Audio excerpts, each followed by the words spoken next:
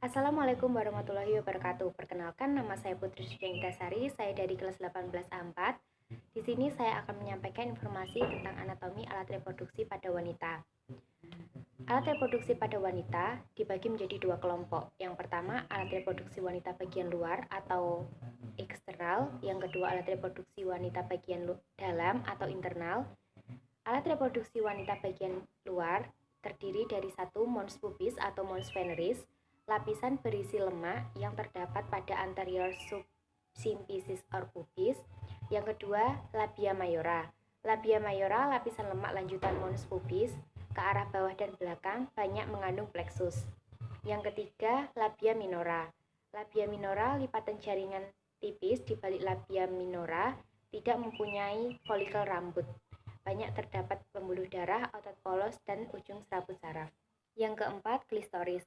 Suatu tanggul berbentuk silinder dan artikel yang terletak pada ujung superior vulva yang mengandung banyak urat saraf sensoris dan pembuluh darah.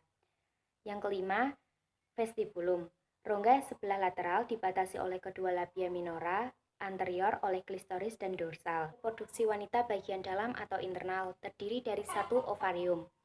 Ovarium berjumlah sepasang dan berfungsi untuk menghasilkan sel telur atau ovum. Yang kedua, ovindu atau tuba fallopi. Tuba fallopi berjumlah sepasang yang berfungsi untuk menggerakkan ovum ke arah rahim dengan pergerakan peristaltik. Ujungnya berbentuk corong atau fimbre. Fimbre berfungsi menangkap ovum yang dilepaskan oleh ovarium. Dinding rahim terdiri atas 3 lapis, yaitu perimetrium, myometrium, dan endometrium.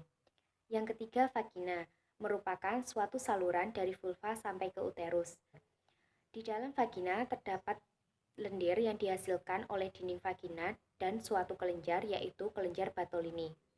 Fungsi vagina yang pertama, memasukkan spermatozoa, yang kedua untuk melahirkan bayi, yang ketiga keluarnya darah menstruasi, yang keempat uterus atau kantung peranakan atau disebut juga dengan rahim, merupakan rongga pertemuan ovinduk bagian kanan dan kiri yang berbentuk seperti buah bir, dan bagian bawah yang mengecil disebut serviks atau leher rahim.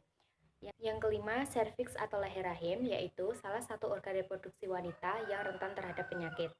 Fungsi dari serviks yaitu sebagai penghalang bakteri yang masuk ke rahim dan lendir yang dihasilkan kelenjar serviks, dan menyimpan sperma hidup selama 2-3 hari.